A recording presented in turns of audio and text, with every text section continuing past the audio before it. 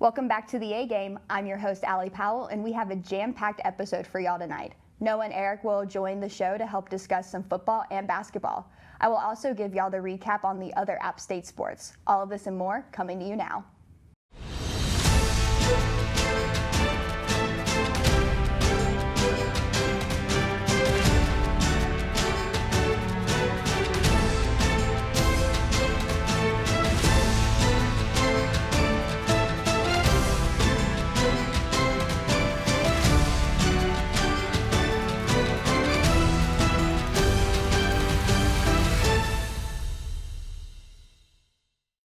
I am now joined by Noah C. Cornelius and Eric Fisher. Guys, it was a cold and windy day at The Rock, but that did not stop App State from getting the win. So what were y'all's reactions to the game? It was a 31-7 stomping at The Rock. Home crowd showed out even though it was a cold game.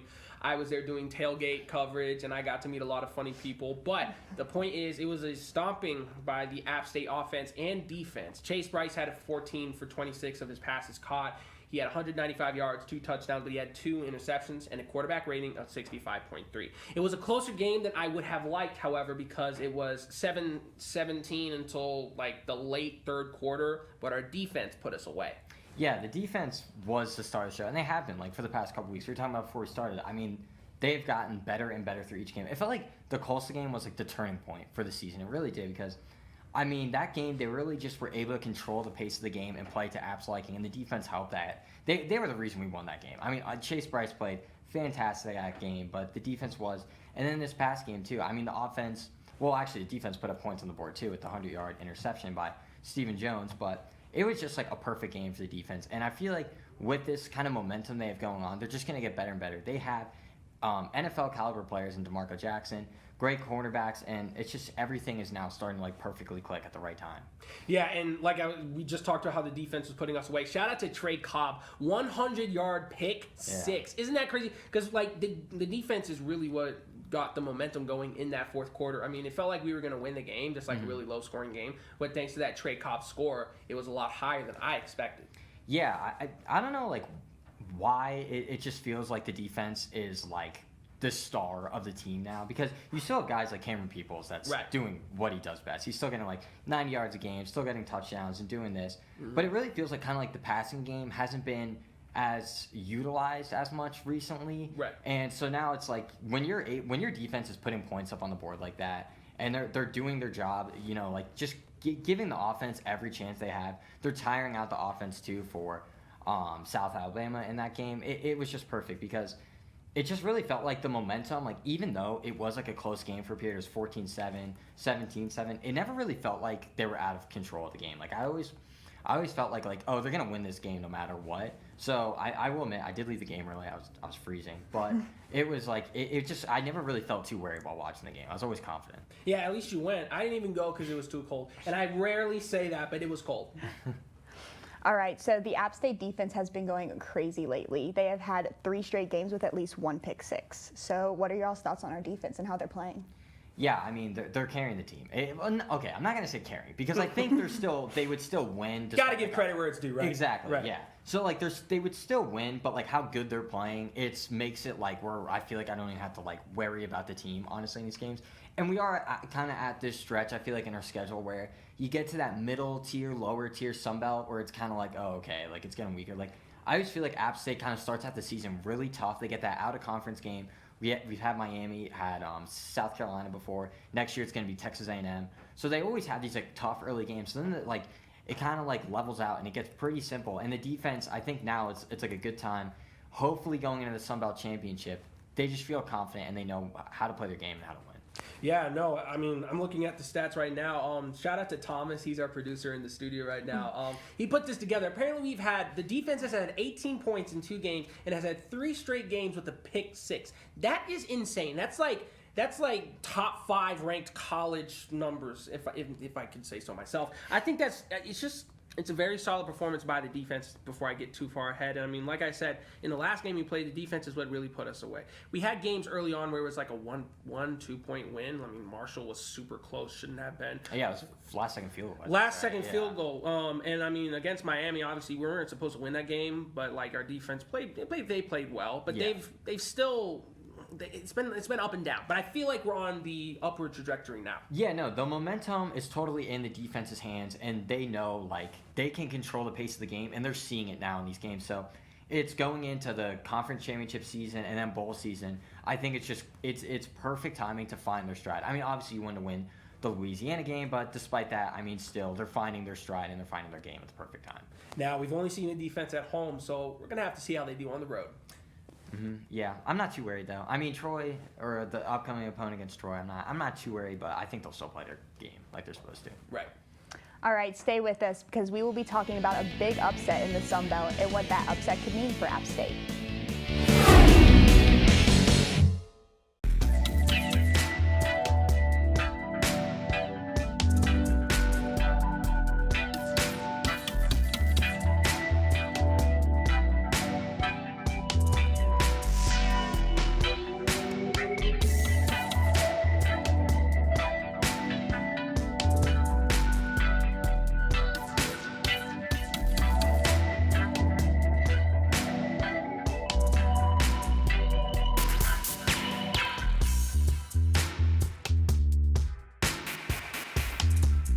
After a year of going digital, Pixel Peak is back in the studio for Season 7. Pixel Peak is your source for the latest gaming news, analysis, reviews, and much more. If you're looking for the latest news in the gaming industry, watch us at apptv.com or any of these channels every Wednesday.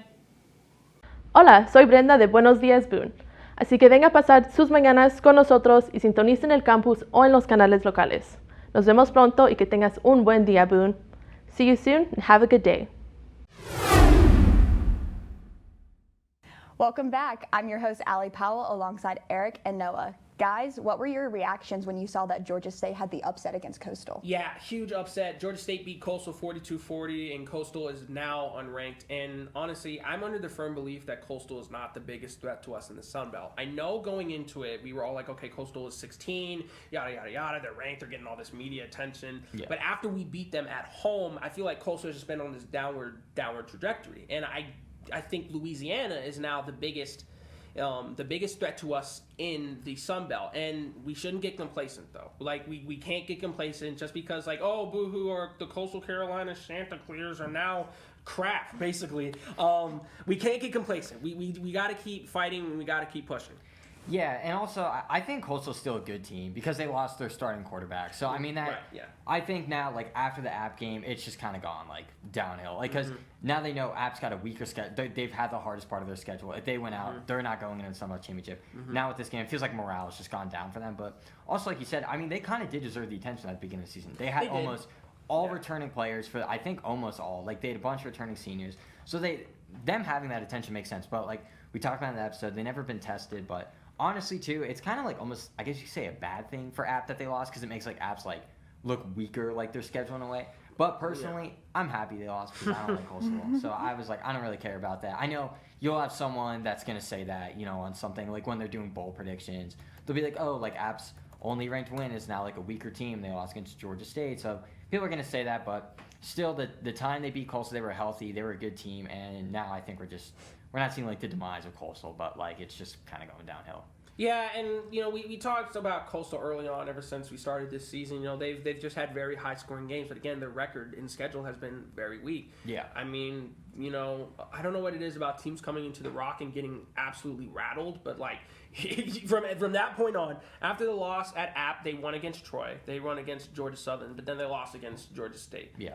And I just think, you know, losing that QB, that's a big thing too. I almost forgot about that, but I mean, you know, I'm not afraid of Coastal, but Louisiana, like I said, they beat us once this year. We got to be looking out for them. Yeah, and like with Coastal too, I mean, even before the App game, they kind of showed they were vulnerable.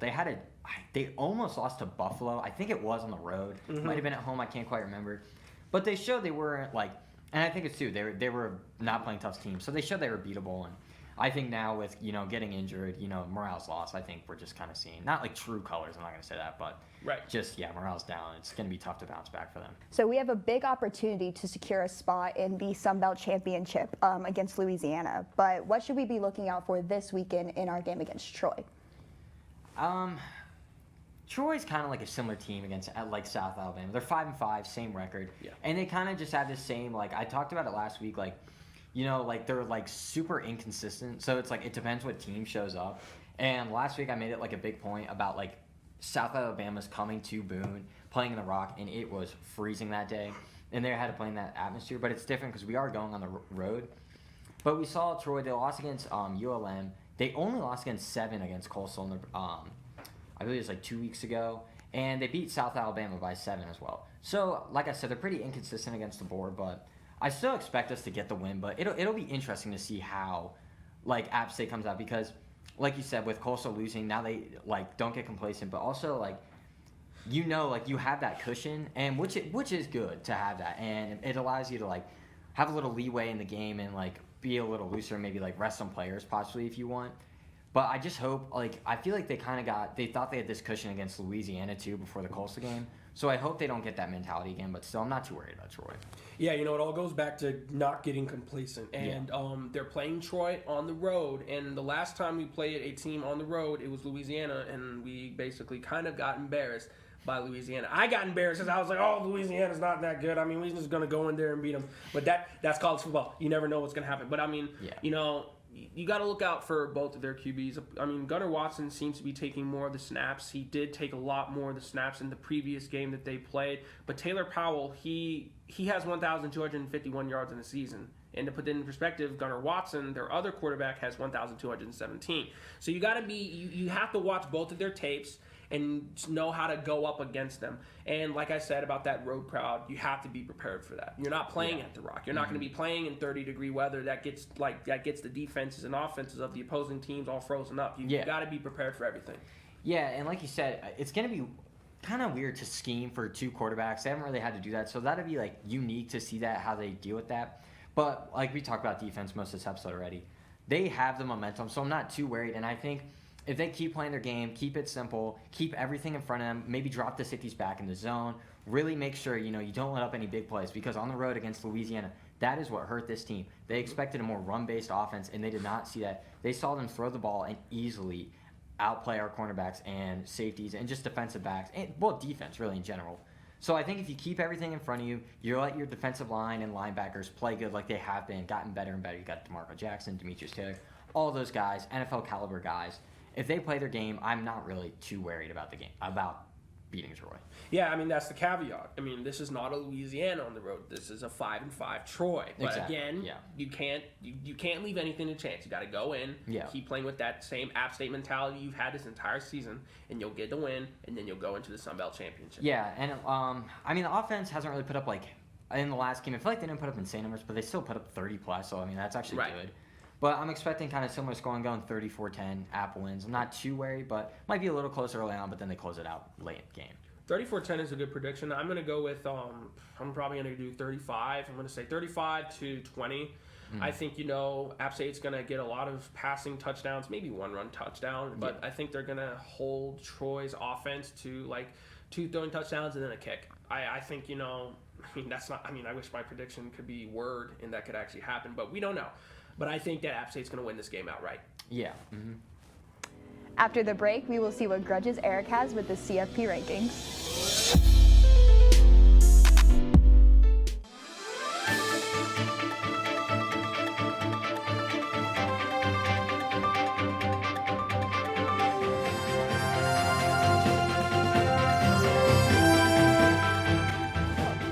Live from the Beasley Media Complex in Boone, this is the Appalachian Weekly News.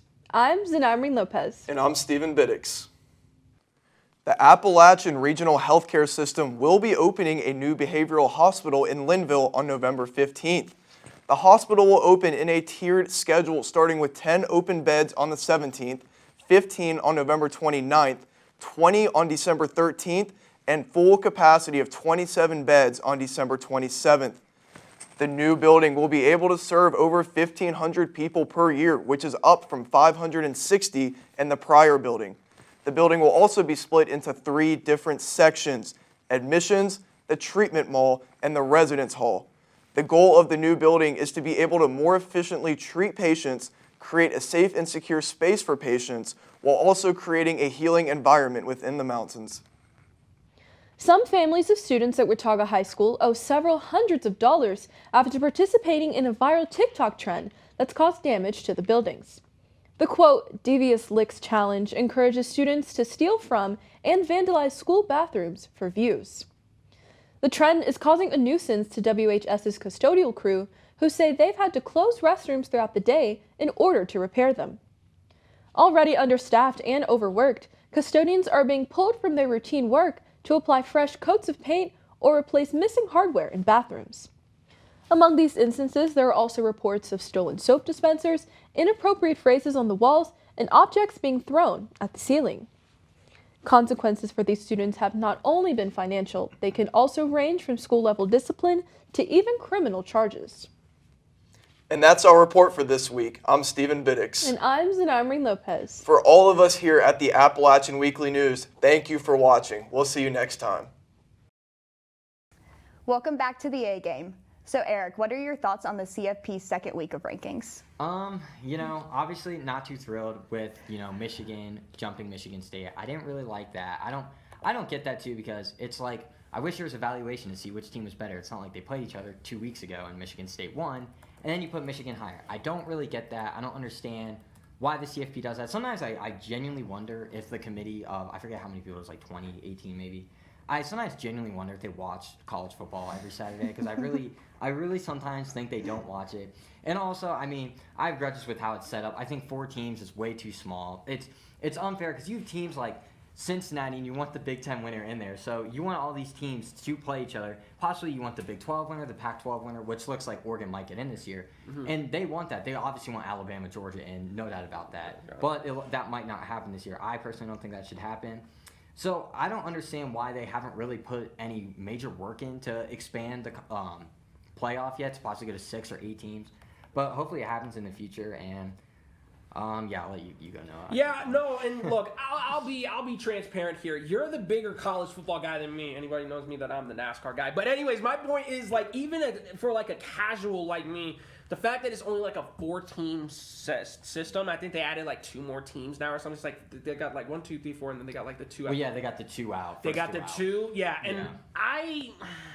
It's too small. It is. It's just too small, and like, in the selection process, I'm not a fan of, because Georgia and Alabama are gonna get in. Like, even though Alabama's not having like the greatest this season, they're still Alabama. But my point is like, even from like a casual fan watching this, I'm like, 4 teams, why not 8? Have like a little like bracket system. I know it's not like the NBA where you can have like a playoff system a little bit. Yeah. And it's not the NFL where you can have like 16 teams going there. But 4 teams is just so small. It's like, what's the point? If you're gonna do that, just have like one big bowl season and like pull some random team out of a hat, Yeah, and maybe like in the future I could talk about it, like what a proposed one could look like with like a bunch of teams, and it would be, because you could put like the 1 and 2 on a bye, and then like 5, 6, 7, and 8 even get in there, or just 5 and 6, just to make it better and more fair. Because like Cincinnati, in my opinion, deserves to get in. I want to see them get in. I want a non-Power 5, a Group 5. I want them in so bad, and it's like, if any year I feel like is the year this could happen, this is truly the year, because Desmond Ridder is an NFL caliber quarterback for Cincinnati. They have a good team.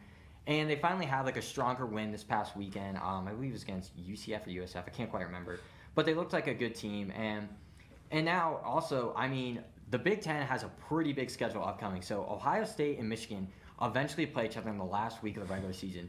And that game can possibly decide who the 4th team is that gets in, or the 3rd team, depending on how the playoff sees it. Because I would assume that the winner of that game wins the Big Ten championship. But if they don't, then we're having a whole different conversation. But I would assume that happens. And then also, I'm not too impressed with Michigan.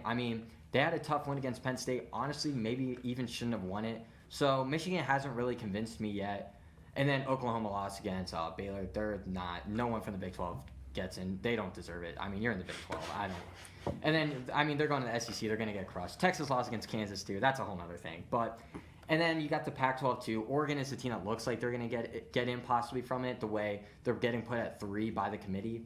But I don't think they quite deserve it. And so for my top 6, I'll go Georgia at 1, Alabama at 2, which I don't quite agree with. I think eventually Alabama could fall out in the SEC championship. If Georgia wins, I don't think Alabama gets in.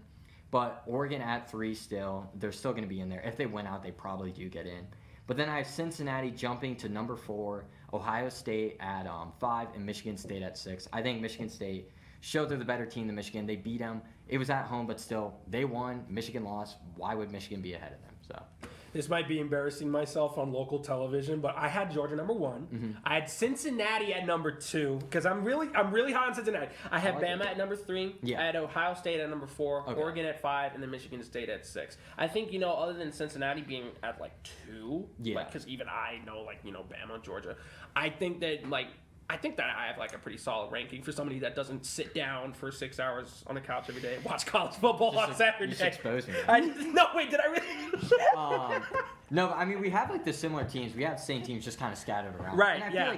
I feel like it's kind of known what teams. I mean, it could change possibly with the eventual Michigan-Ohio State game. If Michigan takes down Ohio State, they just take Ohio State's place probably because by then I do understand having Michigan jump Michigan State. That would make sense because Ohio State right now, they're the top dog in the Big Ten, and it makes sense. I mean, they should.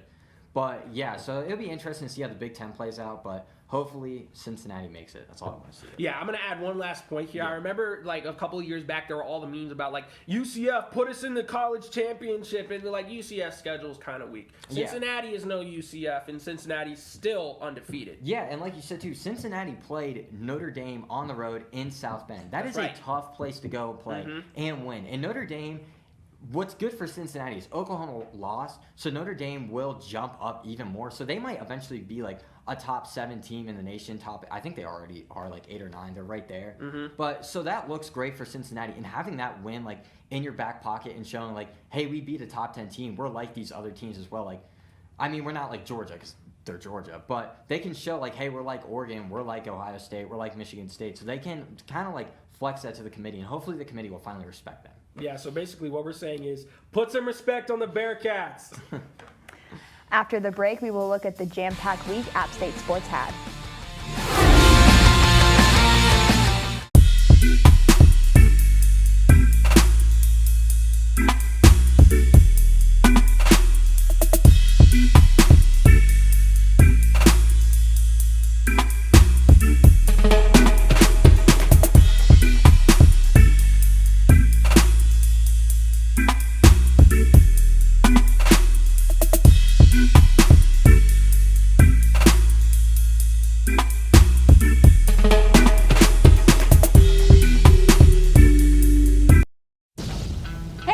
Do you have way too much time on your hands? Do you love watching people act a fool? Do you like to learn how amazing the LGBTQ plus community is? Well, yeah, us too. That's why we made this show, Can't Think Straight. I'm Harriet. And I'm Nate. We are your esteemed hosts. We'll provide you non-stop laughs as well as a sprinkle of queer education to get you through your day. Can't Think Straight will premiere Fridays at 9 p.m. You can watch it on watchapptv.com or any of these TV channels. Can't wait to see you there. Bye.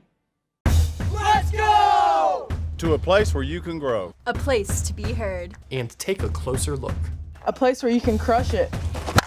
And push yourself. A place to find your voice. This place rocks. And rolls. A place where you can get out. Wow! A place you'll never forget. So where is this place? Let me show you. Hola, soy Sandra de Buenos Días Boone. Aunque nuestra comunidad funciona en pequeñas cantidades, nos aseguramos de que la información que necesite le llegue a tiempo. See you at App TV.